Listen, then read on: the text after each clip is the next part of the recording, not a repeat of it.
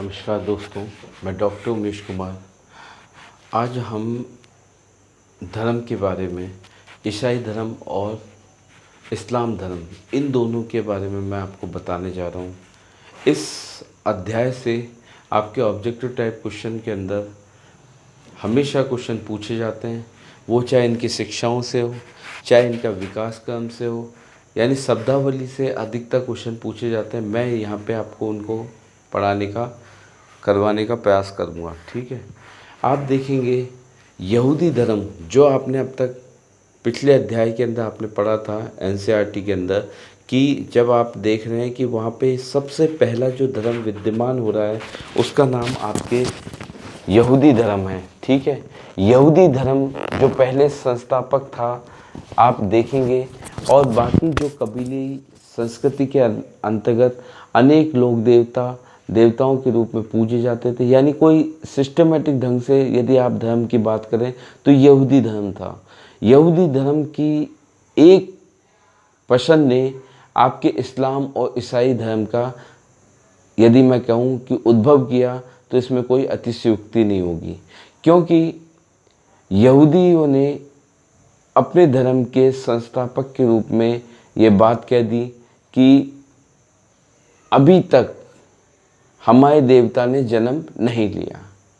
इस जन्म लेने की प्रक्रिया को आपके ईसाइयों ने ईसा मसीह के रूप में और मुसलमानों ने मोहम्मद साहब के रूप के अंदर परिणित करके इस्लाम और ईसाई धर्म का आपके उद्भव मान लिया।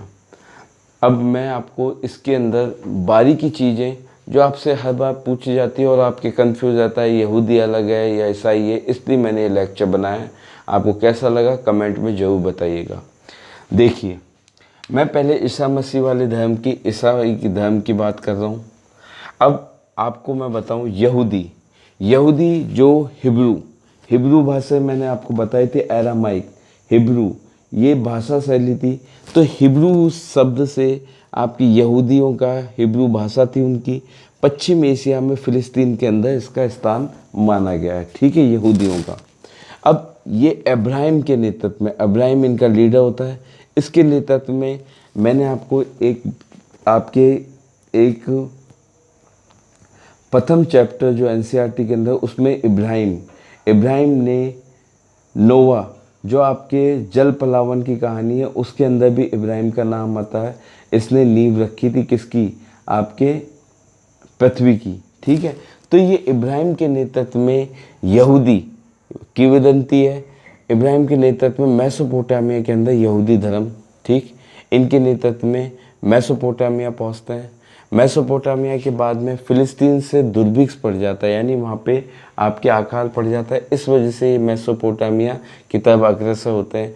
लेकिन इससे बीच में फ़िलिस्तीन, आपको मैंने मैप के अंदर बताया था कि आपके इराक, जिसे मेसोपोटामिया कहा जाता है, इराक, उसके बाद में आपने यहाँ देखा था ईरान, इराक, यहाँ पे आपके देखा था तुर्की, यहाँ पे सीरिया, ठीक है, यहाँ पे आपके जॉर्डन, और यहाँ पे आपके आ जाते हैं एक पट्टी नुमा रूप में फ़िलिस्तीन के लोग आपके इब्राहिम के नेतृत्व में निकलते हैं मेसोपोटामिया के लिए।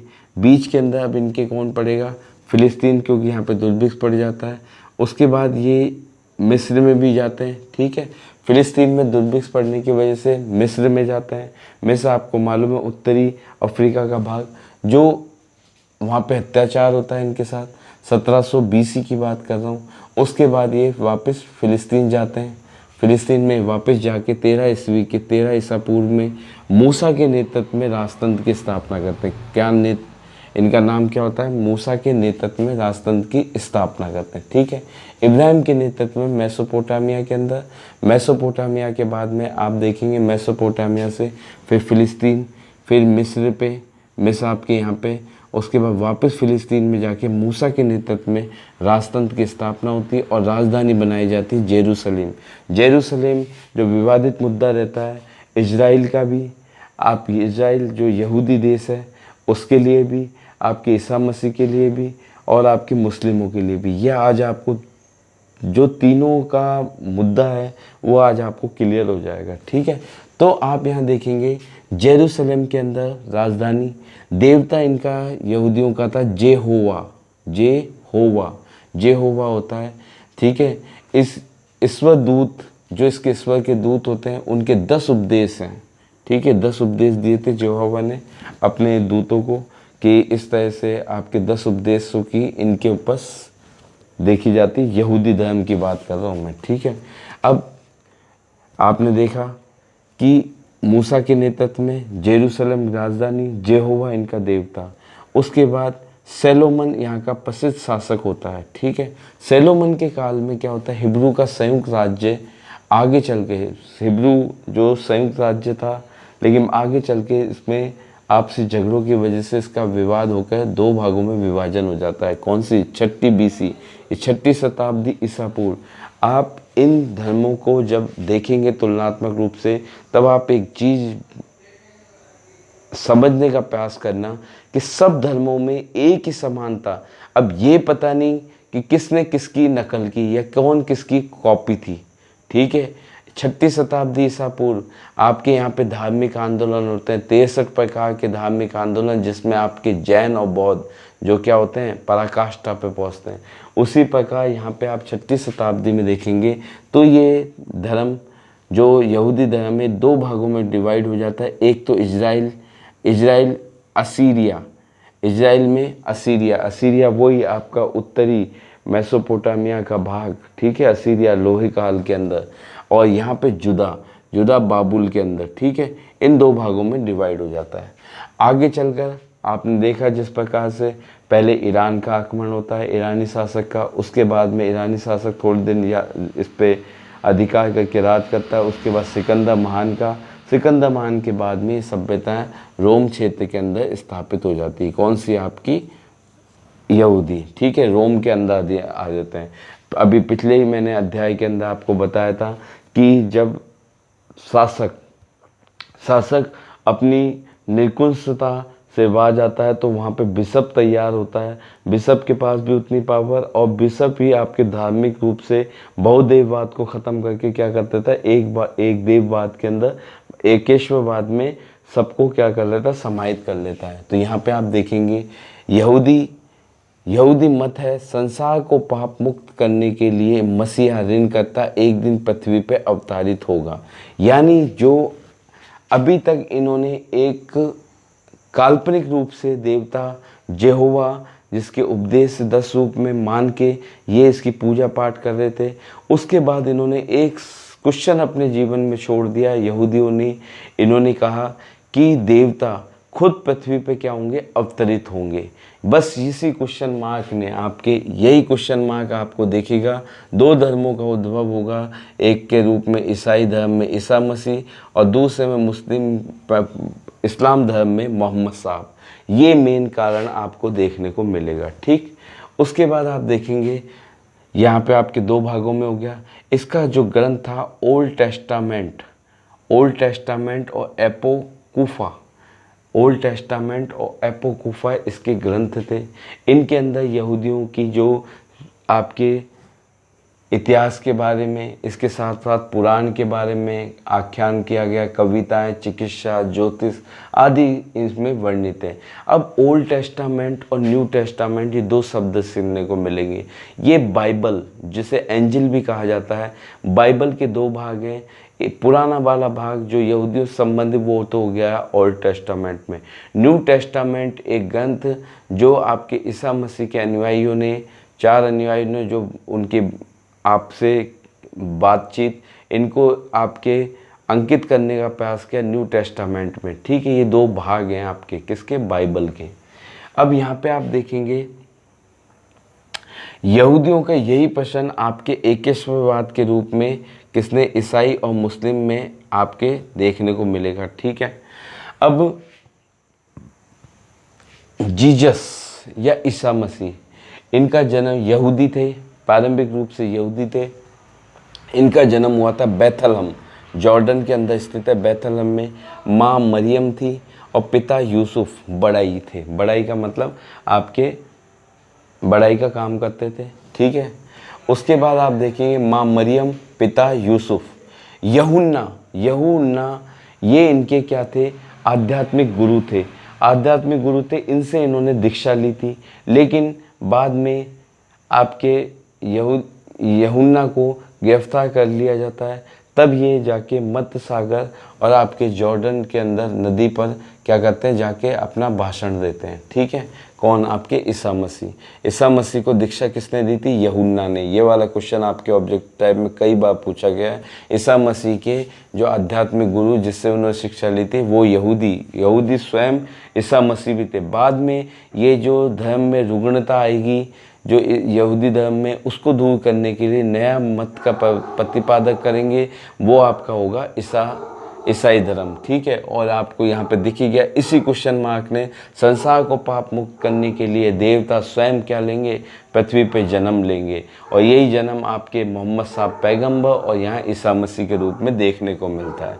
ठीक है, यूहन्ना यहूदी, ईसा को दीक्षा दी, यूहन्ना के शासकों द्वारा गिरफ्तार कर लिया गया। ठीक है, और ईसा मसीह ने मत्स्य सागर जॉर्डन नदी पे शिक्षा दी। इनके उपदेश क्या थे, संसार में पाप का राज्य है। ठीक है, संसार में पाप का राज्य है, शैतान यहाँ का राजा है, रोम के शासक के लिए कह रहा है ये। सभी उसकी आज्ञा का पालन करते हैं, शासक महात्माओं को मरवा देगा, पाप का घड़ा फूटने वाला है। यानी ईसा मसीह को पूर्व ज्ञान हो गया था कि हाँ उनको सूली पे चढ़ाया जाएगा। ठीक है, उसके बाद जन आक्रोश होगा, उसके बाद वो पुनः जन्म लेंगे और इस तरह से एक नवीन धर्म जो आपको ईसाई धर्म के रूप में देखने को मिलेगा। ठीक है, इन्होंने अपने उपदेश में कहा संसार क्या है, पाप का राज्य है, शैतान यहाँ का राजा है, सभी उसकी आज्ञाओं का पालन करते हैं। ठीक है, शासक महात्माओं को मरवा देगा, पाप का घड़ा फूटने वाला है। ठीक है, अब इन्होंने जिस तरह ये यूहन्ना के शिष्य थे, इसी प्रकार इनके 12 शिष्य भी थे। ठीक है, इनका एक शिष्य जो जाके किससे मिल जाता है, रोम के गवर्नर से, और इनको सूली पर चढ़वाने का प्रयास करता है। यहाँ पे ये इसका भी वर्णन करते हैं। उपदेश दिए, इन 12 शिष्यों के साथ इन्होंने क्या किया, भोजन किया। ठीक है, भोजन में इन्होंने जब रोटी दी तो इसको कहा ये मेरा शरीर है। ये जो आपकी आध्यात्मिक बातें, इनसे क्वेश्चन हमेशा पूछा जाता है। रोटी का आशय उनकी शरीर, अंगूर रस को उन्होंने कहा मेरा रक्त। विश्वासघाती जुड़ास था जो इसका ही अनुयायी था, जो बाद में रोम अधिकारी को कह के मुकदमा दायर कर रहा था, आरोप लगाया जाता है। ठीक है, आरोप क्या, ईश्वर का पुत्र कह के यहोवा देवता का क्या किया, अपमान किया है, इसे राजद्रोही, मजहब विरोधी और पाखंडी घोषित कर दिया जाता है। किसको, ईसा मसीह को पाखंडी, राजद्रोही, मजहब विरोधी और आपको पाखंडी घोषित कर दिया जाता है ईसा मसीह को। ठीक, अब यहाँ आप आगे देखेंगे तो यहाँ पे जो यहूदी पुरोहित जिसने जुड़ास को, जो इनके खिलाफ गवाही देता है, उसका नाम था, यहूदी का नाम था, पुरोहित का नाम था कैफस। और जो इसका अनुयायी था, बाद में रोमन गवर्नर के साथ मिल जाता है, रोम के साथ, यानी आपके यहूदियों के साथ, पुरोहित के साथ, वो उसका नाम था आपके जुड़ास। ठीक है, यहाँ तक आपकी बात हो गई। जुड़ास और कैफस ये ऑब्जेक्टिव टाइप में पूछे जाते हैं। यहूदी पुरोहित कौन था, कैफस था, और जिसने गवाही दी थी वो था जुड़ास। ठीक है, और जो रोम गवर्नर जिसने उनको क्रॉस पे चढ़ाया था उसका नाम था पाइलेट। पाइलेट आपको ध्यान रहेगा, पाइलेट ने इसको चढ़ाया था। कैफस यहूदी पुरोहित था जिसने आरोप लगाया था ईश्वर का पुत्र कह के जेहोवा जो इनके यूनानियों का देवता था, यहूदियों का जो देवता था, उसके अपमान किया है, इसे राजद्रोही, आपके मजहब विरोधी और पाखंडी घोषित किया। ठीक है, क्रॉस पवित्र चिन्ह माना जाता है क्योंकि इस पे किसको, आपके ईसा मसीह को लटकाया गया था। 29 ईस्वी के अंदर ये काल हुआ था, बसंत ऋतु थी, शुक्रवार का दिन था। जेरूशलेम जिसमें गोला गाथा स्थान, कौन सा, गोल गाथा स्थान का नाम है, जहाँ पे इनको क्या किया था, सूली पे चढ़ाया गया था। यरूशलेम में शुक्रवार का दिन था। उसके बाद शुक्रवार को चढ़ाया गया, शनिवार, संडे को ये वापस 3 दिन बाद क्या करते हैं, दोबारा जन्म लेते हैं। ठीक है, और इन्होंने जब सूली पे चढ़ाया जा रहा था तब इन्होंने कहा, हे ईश्वर इनको क्षमा करना कि इनको पता नहीं ये क्या कर रहे हैं। ठीक है, क्षमा करना, यानी एक कृतज्ञता का भाव दर्शाने का प्रयास किया गया है कि जो लोग मार रहे थे उनके प्रति अनुरूति के रूप में इनकी माफ़ी ईश्वर के द्वारा देने के लिए प्रार्थना की जा रही थी। ठीक है, पुनर्जीवित ये हुए तीसरे दिन। 40 दिन तक अपने उपदेश और दर्शन दिए। इस घटना को रिसरेक्शन, अब आपके ऑब्जेक्टिव टाइप में शब्दावली दे देते हैं, उसके बाद आपकी तुलनात्मक रूप से रिसरेक्शन का मतलब ईसा मसीह का पुनः जीवित होना, उसके बाद उनका क्या उपदेश और देना, इसको क्या बोलते हैं, रिसरेक्शन। इस घटना को 40 दिन तक दिया था। कितने दिन तक? 40 दिन तक। रविवार के दिन को क्या बोलते हैं? ईस्टर संडे, क्योंकि इस दिन इन्होंने जन्म लिया था।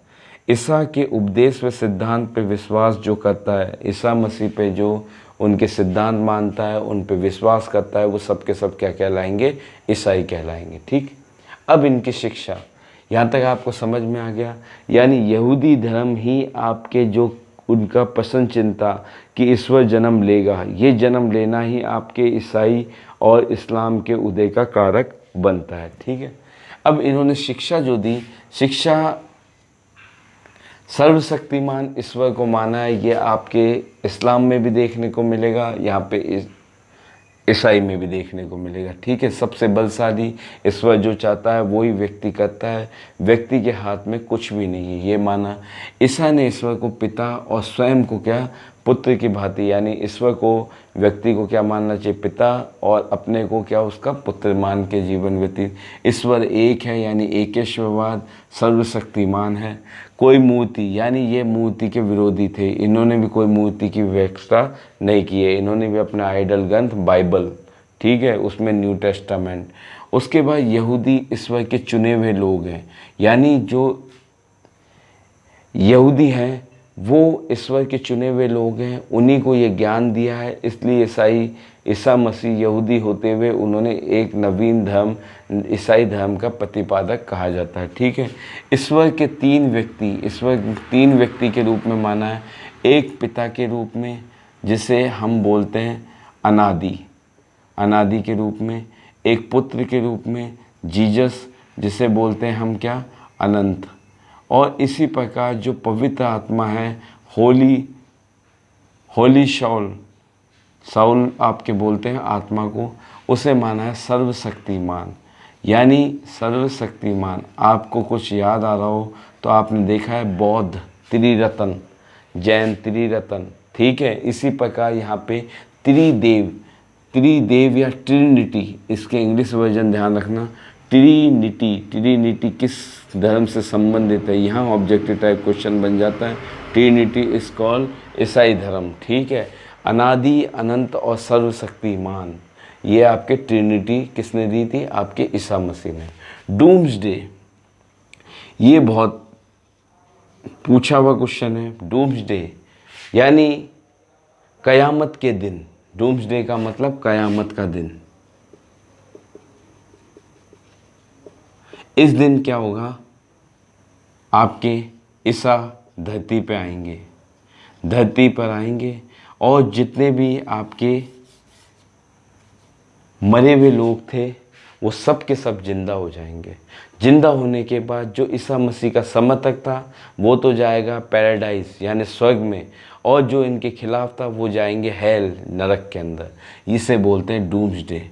पुनर्जन्म ये भी नहीं मानता, यानी आपने कोई गलती की है, आप कन्फेस कीजिए ईश्वर के समक्ष कि हाँ मुझसे गलती हुई, उसके बाद आप पाप मुक्त हो जाएंगे, यानी पुनर्जन्म नहीं होता, ये मानता। ओरिजिनल सीन वही जो आपने रिसरेक्शन नहीं, ओरिजिनल सीन उसे कहा जाता है जब ईसा मसीह को क्या सूली पे चढ़ाया जा रहा था और वो कह रहे थे क्या कि ये क्या है? मूर्ख हैं, यानी ये क्या है?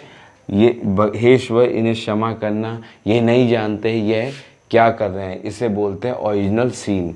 ये क्वेश्चन आए हुए। ओरिजिनल सीन का मतलब इस ईसा मसीह के सूली पे चढ़ाए जाने की प्रक्रिया के दौरान उनके द्वारा जो व्यक्ति इस कार्य में संलग्न थे उनको माफ़ी देने के लिए ईश्वर से अनुरोध, ये क्या कहला जाता है? Original scene. सिर्फ अब जैसे हमारे यहाँ पे हिंदू धर्म में वैदिक काल में आप देखेंगे 16 संस्कार, उसी प्रकार यहाँ पे भी संस्कार थे। संस्कारों को बोलते हैं सैक्रामेंट। क्या बोलते हैं शब्द इंग्लिश में? सैक्रामेंट। सैक्रा, सैक्रा से सैक्रामेंट, से सात, सात सैक्रामेंट थे। ठीक है, संत ऑगस्टाइन द्वारा इसे परिभाषित किया गया। परिभाषा में इसने क्या किया? परिभाषा में इन्होंने कहा कि ईश्वर, परिभाषा में इन्होंने कहा कि ईश्वर आपके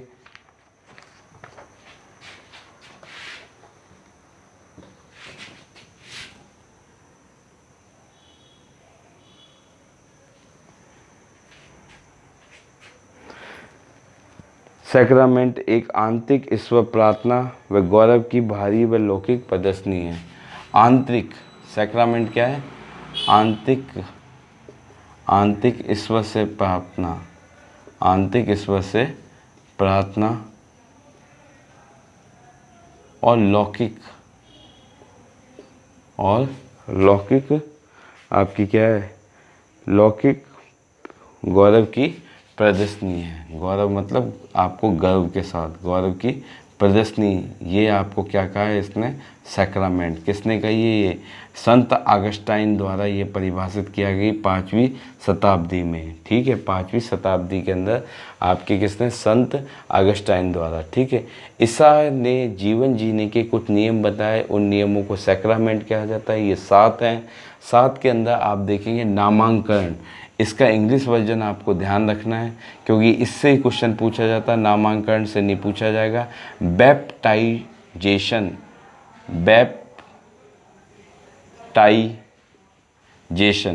बैप्टाइजेशन का मतलब होता है नामांकन। ये कितने वर्ष में होता है? 3 वर्ष का जब बच्चा होगा तो उसका नामांकन होगा, जॉन जो भी होगा नामांकन। बैप्टाइजेशन आपके पहला संस्कार सैक्रामेंट है। ठीक है, दूसरा प्रमाणीकरण, कन्फर्मेशन कि हाँ ये क्या है? ईसा है, ये ईसाई है। तो ये कौन से काल में होगा? 12 वर्ष की आयु के अंदर। कन्फर्मेशन, प्रमाणीकरण, ये आपके होगा 12 वर्ष में। पहला का नाम है बैप्टाइजेशन, उसके बाद है कन्फर्मेशन, प्रमाणीकरण। प्रभु का भोजन जो उन्होंने अपनी सूली पे चढ़ने से पहले 12 शिष्यों के साथ किया था, उसे पवित्र त्योहार के रूप में मनाया जाता है। पवित्र त्योहार के रूप में शिष्यों के साथ भोजन, ठीक है, मृत्यु से पहले। तो इसे क्या बोलते हैं? पवित्र त्योहार, होली फेस्टिवल। ठीक है, ये तीसरा है आपके संस्कार या आपके सैक्रामेंट। उसके बाद है प्रायश्चित, कन्फेशन, कोई गलती करो, पापों की स्वीकृति आपके बोलते हैं पेनस, जिसको प्रायश्चित, कन्फेशन। ठीक है, यानी बैप्टाइजेशन, उसके बाद कन्फर्मेशन, उसके बाद में होली फेस्टिवल, उसके बाद कन्फेशन। ठीक है, उसके बाद अंतिम स्नान, ठीक है, अंतिम स्नान। उसके बाद दीक्षा के अंदर, दीक्षा का इंग्लिश वर्ड ध्यान रखना, ऑर्डिनेशन, जैसे ऑडियंस आपके देखते हैं आपके इंटरव्यू, उस तरह से ऑर्डिनेशन ये होता है 18 वर्ष में। बैप्टाइजेशन, उसके बाद आपके कन्फर्मेशन, उसके बाद में पवित्र होली फेस्टिवल, उसके बाद कन्फेशन, उसके बाद अंतिम स्नान, उसके बाद ऑर्डिनेशन 18 वर्ष की आयु में, उसके बाद विवाह। ये इन्होंने क्या लिखे हैं? 7 सैक्रामेंट रखे हैं। किसने? आपके ईसा मसीह ने। ठीक, ईसाई धर्म के अंदर। और इसके पर्वत आपके बनाने वाले जो इन्होंने किया था उसका नाम था संत ऑगस्टाइन। ठीक है, अब ये न्यू टेस्टामेंट मैंने आपको बताया, बाइबल के 2 भाग, ओल्ड टेस्टामेंट जिसमें यहूदियों के संदर्भ में, न्यू टेस्टामेंट ईसा मसीह के संदर्भ में। ठीक है, न्यू टेस्टामेंट की जो रचना की थी, इनके 4 शिष्य मार्क आ गया, आपके मैथ्यू आ गया, उसके बाद में ल्यूक आ गया, उसके बाद में जॉन आ गया। इन चारों की जो गॉस्पल सुसमाचार की रचना थी, यानी इनकी जो आपस में गॉस्पल यानी सुसमाचार की जो रचना थी, इनके संग्रह को क्या कहा गया? New testament. ठीक है, इसकी पहली भाषा हिब्रू जो आपको बताया यहूदी हिब्रू भाषा थी, दूसरी यूनानी हुई यूनान, फिर उसके बाद में अंग्रेजी में 17वीं शताब्दी में इंग्लैंड की जेम्स प्रथम द्वारा इसका क्या किया, आपके अंग्रेजी में अनुवाद करवाया गया, किसका, न्यू टेस्टामेंट का।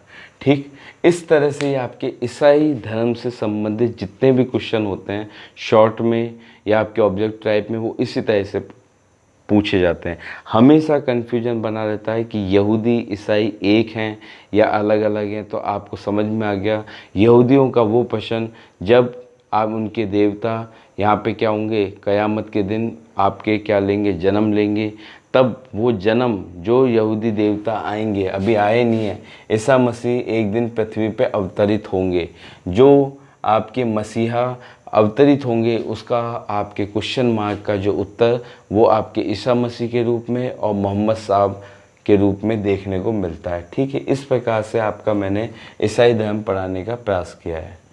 ठीक, अब आगे हम चलते हैं इस्लाम धर्म पे।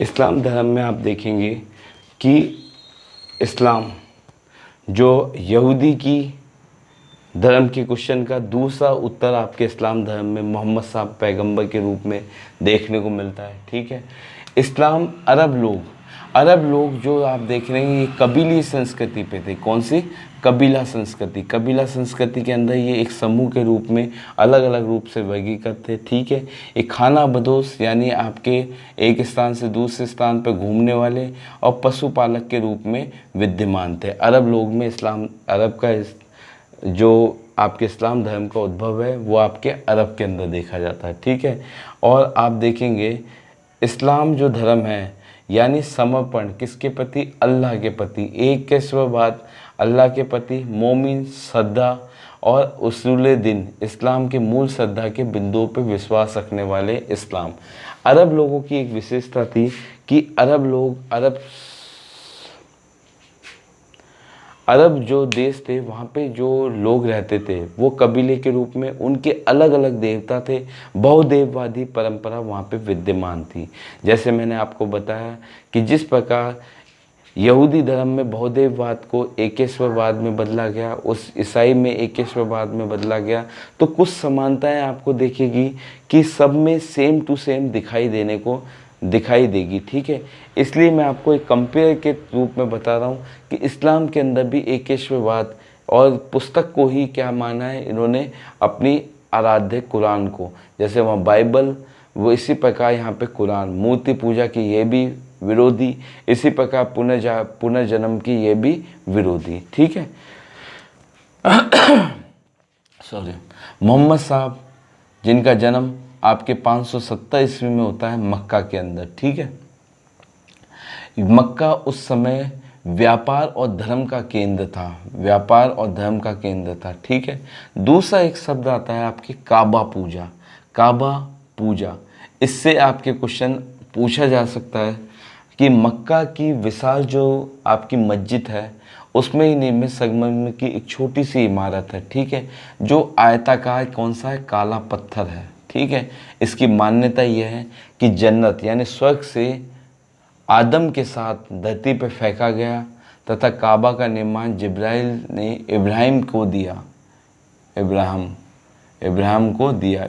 द्वारा इसका निर्माण किया। जिब्राइल जो आपका दूत था अल्लाह का, उसने इब्राहिम को इसका निर्माण करने के लिए भेजा। तो काबा एक तरह से आपके आयताकार काला पत्थर जो कहाँ से, आपके स्वर्ग से फेंका गया था, जन्नत से। ठीक है, आदम के साथ धरती पे फेंका, और इसका निर्माण जो इसको स्थापित करने का कार्य वो किसने किया, इब्राहिम ने।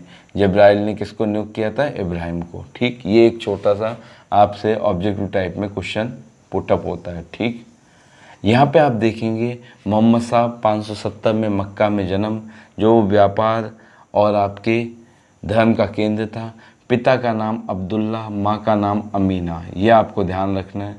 पालन पोषण इनके चाचा अबू तालिब ने किया था, इनका पालन पोषण इनके चाचा अबू तालिब द्वारा किया जाता है। ठीक है, कुरैशी कबीले से संबंधित है। अब ये खुद भी अपने माता पिता के नहीं होने के बाद ये बकरियां भेड़ चराते थे। उसके साथ साथ इनमें कुछ कुशाग्र बुद्धि के व्यापार का कार्य करते थे। थोड़े दिन बाद इनके व्यापार के वाणिज्य में ईमानदारी की वजह से इनकी ख्याति हुई। उसके बाद इनका एक विधवा के साथ विवाह होता है जो इनसे उम्र में बहुत बड़ी थी। ये 25 साल के थे, वो 40 साल की थी।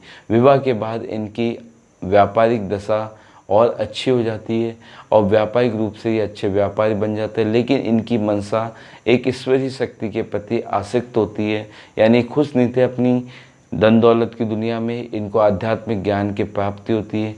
एक दिन इनको ईश्वर के द्वारा अनुभूति होती है, ठीक है।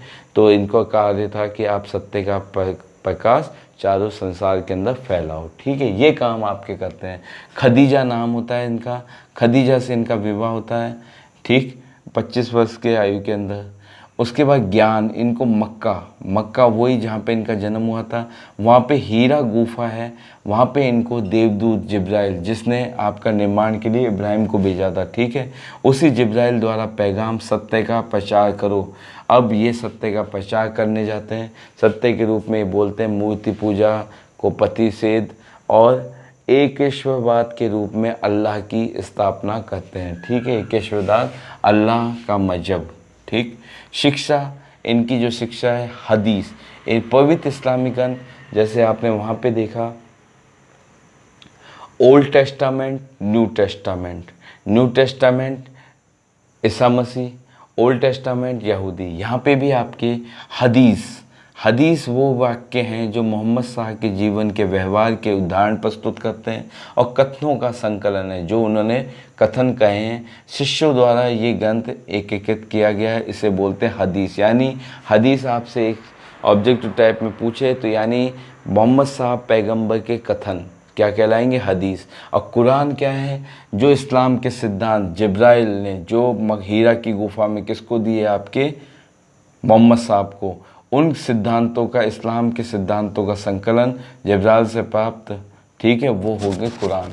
अब जैसे अपने यहाँ पे अध्याय होते हैं, अध्याय को अरबी में कहते हैं सूरा।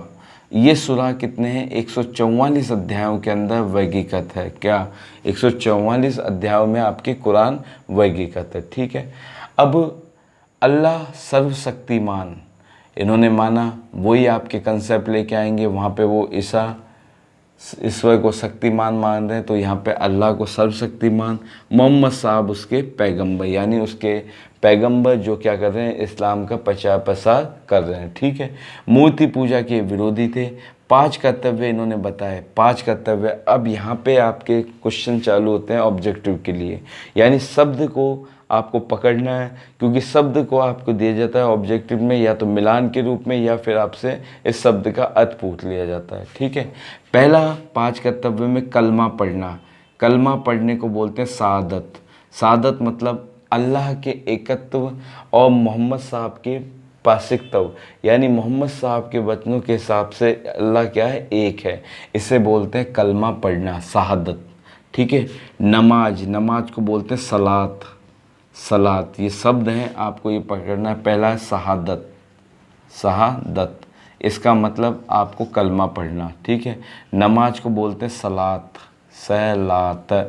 सलात, ठीक है। ये 5 बार होती है। फज, सूर्य उदय से पूर्व जो नमाज पढ़ी जाएगी वो से बोलते हैं फर्ज, सूर्य उदय से पूर्व। उसके बाद जोहर, ये वो वाला जोहर नहीं जो रानियाँ करती थी, राजपूती की रानियाँ, ये जोहर है, ठीक है। एक मात्रा है जोहर। ये मध्याह्न, यानी आपके 12 बजे के काल में जो अपन भोजन करते हैं उस समय करने वाली जोहर। अपराह्न, यानी दिन की, यानी आपके 3 से 4 बजे जो करी जाएगी वो होगा अर्स, ठीक। उसके बाद मगरिम आपके शाम के समय, सूर्यास्त के समय की जाएगी मगरिम। और ईसा रात्रि के समय, यानी 5 बार नमाज की बात करते हैं। फज, जोहर, अस, मगरिम, ईसा, इसके रूप में 5 बार नमाज की जानी चाहिए, ठीक है। 5 कर्तव्य बताएं। कलमा पढ़ना जिसे बोलते शहादत, ठीक है। आपके 5 बार नमाज को बोलते सलात, ठीक है, जो आपके फज जोहर, असर, मगरिब और इशा के रूप में, ठीक है। रोज़ा, रोज़ा को आपके अरबी भाषा में बोलते हैं सोमह, सोमवार से याद रख ली, रोज़ा सोमह, ठीक है। जक़ात, जक़ात का मतलब होता है शुद्धिकरण, यानी जो आप आय अर्जित करते हो उसमें आपसे किसी न किसी एन के एन पकड़न किसी न किसी का आपके दोस्त लगता है, इसलिए आपको अपने आय का 40वां भाग क्या करना चाहिए, दान करना चाहिए, ठीक है। ये बात आपके कहते हैं इसके अंदर, आपके ज़कात के अंदर, ठीक। हज, हज का मतलब मक्का से मदीना तक की यात्रा को हज कहते हैं, ये आपको करनी चाहिए। तो 5 कर्तव्य हो गए आपके। कलमा पढ़ना, कलमा पढ़ने को आपको कहेंगे शहादत, उसके बाद आपको 5 बार नमाजत करना, सलात, उसके बाद रोज़ा, सोम, उसके बाद ज़कात, शुद्धिकरण, ठीक है, हज, ये आपके 5 कर्तव्य बताएं। कर्मानुसार आपको जन्नत, जन्नत को स्वर्ग, ठीक है, वहाँ पे भी जन्नत आपके, वहाँ पे भी देखने को मिली थी जन्नत। जन्नत का मतलब आपके स्वर्ग और जहन्नुम का मतलब नरक, हेवन और हेल, इसकी बात कर रहे हैं। खुदा की इबादत के लिए मध्यस्थता की आवश्यकता नहीं, आपको किसी व्यक्ति की ज़रूरत नहीं है, आप खुद खुदा की इबादत करने के लिए सक्षम है, ठीक है। पुनर्जन्म ये भी नहीं मानते। मूल सिद्धांत, इनके 7 सिद्धांत हैं, ठीक है। यहाँ पे मूल सिद्धांत हैं, जैसे वहाँ पे सैक्रामेंट था, सैक्रामेंट 7 सिद्धांत, ईसा द्वारा जीवन के कुछ नियम, यहाँ पे आपके मूल सिद्धांत दे रखे हैं, ठीक है, 7 हैं वो। इस्लाम धर्म का अर्थ क्या होता है, समर्पण, किसके प्रति, एक केशववाद, अल्लाह के प्रति, और शांति बनाए रखना, ठीक है। जो अल्लाह पे विश्वास रखता है, श्रद्धा रखता है, उसे बोलते हैं मोमिन, ये भी अरबी शब्द है। उसके बाद उसीले दीन, इसका मतलब इस्लाम के मूल पे श्रद्धा बिंदु रखना, यानी पूर्ण रूप से आप श्रद्धा अर्पित कर दोगे, उसीले दीन, यानी मूल जो आपकी दिए 5 शिक्षाएं दी उन पे आपका मूल श्रद्धा, ठीक है। पहली आपके तौहीद, तौहीद, तौहीद का मतलब अल्लाह पर अविचल श्रद्धा, ये आपके पूछे जाते हैं ऑब्जेक्ट में। तौहीद, तौहीद शब्द का अर्थ क्या है, अल्लाह पर क्या, अल्लाह पर अविचल श्रद्धा, यानी आप संपूर्ण रूप से अल्लाह पे समर्पित श्रद्धा रखेंगे, ठीक है। निस्लाहा, नुबू, निस्लाहा या रिस्लाहा, रिसा, ले लाहा, या आपके इसका दूसरा नाम मिलता है नुबूवत, नुबूवत, रिसालाहा या नुबूवत। इसमें रसूल, 2 है आपके वर्ड आएंगे। रसूल, रसूल का मतलब अल्लाह से संदेश पहुंचाने वाला दूत, ठीक है। और नबी पद चिन्ह, यानी अल्लाह के जो दूत ने आपको बताया उसका आप क्या करेंगे, अनुसरण करेंगे। ये दूसरा हो गया, पहला तौहीद, दूसरा रसा लहा। उसके बाद मलाया कह, मलाया कह, फरिश्ते या इस दूत पे सरदार, जो आपको दूत जो आपको अनुसरण करवा रहे हैं, जो आपको मार्ग बता रहे हैं, उन पे आपको श्रद्धा रखनी है, ठीक है। उसे बोलते हैं मलाया कह। कुतुबुल्लाह, कुतुबुल्लाह, अल्लाह के ग्रंथों पे श्रद्धा रखना, यानी कुरान पे आपको क्या करना है, विश्वास रखना है। योग अल क़ियाम है, योग अल क़ियाम है, ये वही योग अल क़ियाम है। आप देखेंगे अल्लाह, जब तक अल्लाह ने आपको जीवन दिया है धरती पर तब तक आप रहेंगे, ठीक है। उसके बाद पुनरुत्थान दिवस, पुनरुत्थान दिवस मतलब आपके वही, यानी क़यामत के दिन, यानी क़यामत के दिन आपके अल्लाह उपस्थित होंगे। उसके बाद जो मरे हुए लोग हैं वो सब जिंदा होंगे। जो उन पे श्रद्धा रखता है वो तो जाएंगे वो जाएंगे जन्नत में, और जो उन पे श्रद्धा नहीं रखता वो जाएंगे जहन्नुम में। इसे पुनरुत्थान दिवस के रूप में कहा जाता है, योग अल क़ियामह। अल क़द, अल क़द का मतलब है अल्लाह अनुसार सब घटित होता है, यानी आप मनुष्य कोई कार्य नहीं करता, जो करवाता है वो सब के सब ईश्वर के द्वारा रचित होता है, यानी अल्लाह द्वारा रचित घटना, ठीक है। मिसक, मिसक का मतलब इकरारनामा, इकरारनामा किसके द्वारा, अल्लाह द्वारा जो चयनित लोग हैं, जो उनके धर्म का प्रचार प्रसार करेंगे, वो उनको क्या कहे, वो कौन है, मुसलमान।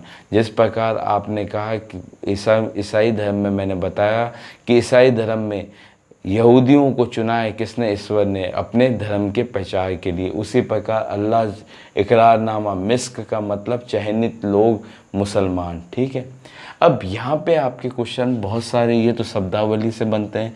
यहाँ पे आपके कई क्वेश्चन आते हैं इस्लाम के फ़िरके। फ़िरके मतलब आप देखेंगे,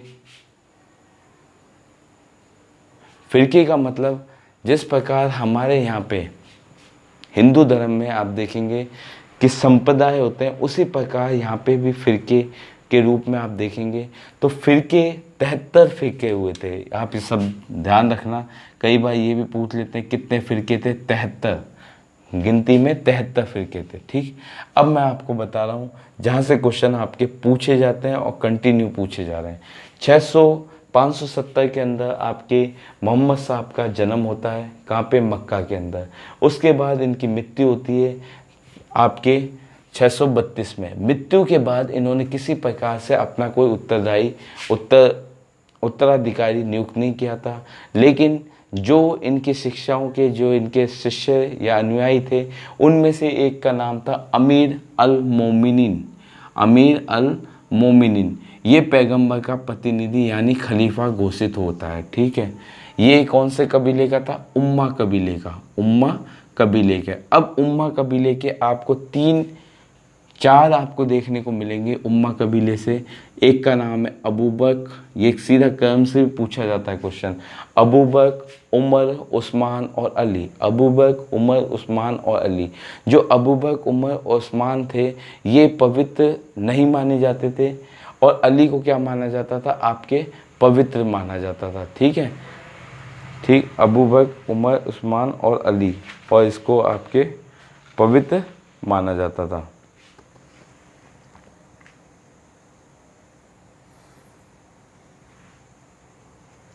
ठीक है, अबू बकर, उमर, उस्मान और अली। अब ये जो तीनों थे, ये वास्तविक आपके क्या नहीं माने जाते थे? पैगंबर। अली को माना जाता है, क्योंकि अली क्या था? आपके दामाद भी था, मोहम्मद साहब की बेटी थी, उनके हस्बैंड थे, या भतीजा भी था। ठीक है, अली। अली के जो वफादार थे उसको बोलते हैं कूफा, और जो गैर वफादार थे उनको बोलते थे खरजी। ये 2 शब्द आपसे पूछ ले जाए, कूफा, अली के वफादारों को कूफा, और जो गैर वफादार थे उन्हें खरजी। ठीक है, यहाँ पे आप देखेंगे उस्मान, अबू बकर, उमर, उस्मान, ये आप देखेंगे तो उस्मान जो थे वो आपके उस्मान के नातेदार यानी रिश्तेदार मुआविया थे, जो सीरिया। अब आप देखेंगे मैप के अंदर भी देखेंगे, यहाँ पे इराक है, इराक के बाद में आप देखेंगे ऊपर आपके टर्की आ जाएगा, तुर्की, तुर्की के नीचे सीरिया आ गया, सीरिया के यहाँ पे जॉर्डन आ गया। तो यानी ये आसपास, ये मैं बात कर रहा हूँ इराक की, मध्य एशिया की, तो यहाँ पे सीरिया का जो शासक था वो मुआविया था। ठीक है, मुआविया ये नातेदार था। अब ये मुआविया अब सत्ता पे काबिज होगा, इसलिए बताया मैंने। ठीक है, दामाद भतीजा, इसकी लड़ाई होती है अली की, ऊँट की लड़ाई 657 में आयशा से युद्ध होता है। ठीक है, विजित होते हैं ये, क्योंकि ये जो उत्तराधिकारी के रूप में यानी खलीफा, वो बोलते हैं हम खलीफा, हम खलीफा, तो इसलिए युद्ध होते हैं। तो 2 युद्ध होते हैं। मुआविया गुट का ये क्या करता है? किसी प्रकार की उनसे दमन नहीं करता। ठीक है, सफ़िन उत्तरी मेसोपोटामिया यानी इराक के उत्तरी भाग के अंदर स्थित था। सफ़िन ये आपके संप्रदाय था, इससे ये संधि कर लेता है। ठीक है, कूफा में, कूफा जगह का नाम है जिसमें खरीजा द्वारा किसकी? अली की हत्या कर दी जाती है। अब यहाँ पे एक कन्फ्लिक्ट आता है शिया और सुन्नी, जो वर्तमान परिदृश्य में भी आपको देखने को मिलता है। देखो, शिया, से याद रखो, शिया, शिया का मतलब शांत, शांत का मतलब आपके अली के समर्थक। ठीक है, वो किसी प्रकार के उनके जो ड्रेसअप है वो भी सफ़ेद होती है। ठीक है, सफ़ेद रंग का उनके क्या होती है? झंडा होता है। ठीक, सुन्नी जो आक्रामक रुख अपनाएगा और अली को नहीं मानते, वो सीधे किसको मानते हैं? पैगंबर को, यानी पैगंबर की जो बातें हैं उनको मानते हैं, वो सारे क्या है? सुन्नी। ठीक है, वो पवित्र उनको मानने वाले सुन्नी, उनके झंडे का निशान है काला, और आक्रामक रुख के थे। ठीक है, यहाँ पे आप देखेंगे मैंने आपको बताया ये मुआवा, इसका यदि इसने दमन कर लिया होता तो शायद इतिहास कुछ और होता, लेकिन इसने दमन नहीं किया। इसकी कूफा में हत्या करवाने का जिम्मेदार किसको मानते हैं? मुआविया को। मुआविया ने इसकी हत्या करवाई थी। मुआविया के बाद में ये आपके वंश चलता है 632 से 661 तक। कौन सा? उम्मा वंश। उम्मा वंश। उसके बाद में आ जाता है उमायद वंश। उमायद वंश के बाद में आ जाता है अब्बासी वंश। अब्बासी वंश के बाद में आ जाता है आपके सेलजुक तुर्क, यानी अलाउद्दीन ने की थी तुर्की में आपके शासन की स्थापना, सेलजुक तुर्क। यहाँ तक आपका क्रम कई बार पूछा जाता है कि क्रमानुसार आप जमाइए, अबू बकर, उमर, उस्मान और अली, उसके बाद में आपके उमैयाद वंश, अब्बासी वंश और सेलजुक वंश, या फिर आपके इनकी कैपिटल पूछ लेते हैं। यहाँ पे आपके तीनों वंश जो है, यहाँ पे आपके अबू बकर, उमर, उस्मान और अली, इनकी राजधानी आपको देखने को मिलेगी यानी आप यहाँ पे कहाँ पे? दमिश्क की है इनकी राजधानी रहेगी। ठीक है, मुआविया वंश खलीफा मुआविया बनता है, ये चलता है 661 से लेकर 750 तक मुआविया का राज रहता है। ठीक है, ये वंश की स्थापना करता है कौन सी? उमैयाद वंश की। ठीक है, राजधानी ये रखता है दमिश्क, जो सीरिया के अंदर स्थित है। ठीक है, सीरिया में। उसके बाद आता है अब्बासी खलीफा। अब्बासी खलीफा बनते हैं 750 से 1050 तक। इनकी राजधानी रहती है बगदाद, यानी आप सीरिया के बाद में आपके इराक का भाग, वहाँ पे आपके क्या? बगदाद, यानी दमिश्क से शुरू हुआ, दमिश्क, उसके बाद में बगदाद, बगदाद के बाद में पुणे इसके ऊपर वाले तुर्की के अंदर इनकी राजधानी। अब्बासी के अंदर अब्बासियों ने एक आंदोलन चलाया था, दवा आंदोलन। दवा आंदोलन का उद्देश्य क्या था? उमैयाद वंश का क्या करना? दमन कर देना। तो उमैयाद वंश के खिलाफ जो इन्होंने आंदोलन चलाया इस वंश की समाप्ति के लिए, वो बोलते हैं दवा आंदोलन। इसके अब्बासी के जो शासक होते हैं उसका नाम है हारून रशीद। हारून रशीद। ये उसी प्रकार है जैसे उमैयाद वंश का मुआविया शासक, वैसे ही आपके अब्बासी वंश का हारून रशीद। ठीक है, उसके बाद सेलजुक तुर्कों का शासन आ जाता है। ठीक है, यहाँ पे 1298 में आपके मंगोल शासक होता है हल्लाकू। हल्लाकू ने क्या किया? इसको समाप्त कर दिया। किसको? ये जो आपकी खलीफा की परंपरा को 1298 में हल्लाकू द्वारा समाप्ति कर दी जाती है। ठीक, अब यहाँ पे आप देखेंगे सिया जो अली के पक्षधर थे और इन तीनों को नहीं मानते थे पवित्र। किसको? अबू बकर, उमर, उस्मान को क्या पवित्र नहीं मानते थे, क्योंकि ठीक है, तो वो क्या अली के पक्षधर को कहते हैं फिरके आपको मैंने बता दिया 73 फिरके हैं, यानी आपके संप्रदाय इमामी, फातिमी, जाफरी या असरिया, इस्माइलिया, नज्जारिया, मुस्तोलियों के भी दो भाग थे, खोजा और बोहरा के भी फिर दो भाग हो गए, दाऊदी और सुलेमानी। यानी ये उनकी जात कर्म के रूप में आपको जातियां देखने को, फिरके मतलब संप्रदाय के रूप में देखने को मिलेगी। जो अली के सिया जो शांत, और मैंने बताया सफ़ेद झंडा। ठीक है, ये सिया अली के सम्मत है। सुन्नी जो पैगंबर की परंपरा मानते हैं, जो उनके शब्द हैं उन पर विश्वास करते हैं, यानी आपके कोई भी खलीफे को नहीं मानते, सुन्नी कहलाते हैं। भारत के संदर्भ में देखें तो हनीफी, सुन्नी, देवबंदी, ये आपको मॉडर्न इंडिया के अंदर सुनने को मिलेगा, देवबंदी ये आंदोलन, और ये बरेली। ठीक है, इस गुटों में विभाजन है भारत के अंदर किसका? सुन्नी संप्रदाय का। इस प्रकार मैंने आपको ईसाई और इस्लाम दोनों धर्मों का उद्भव, उनसे किस प्रकार क्वेश्चन पूछे जाते हैं, किस प्रकार की शब्दावली, ये मैंने बताने का प्रयास किया। आपको कैसा लगा आप कमेंट में ज़रूर बताइएगा। नमस्कार।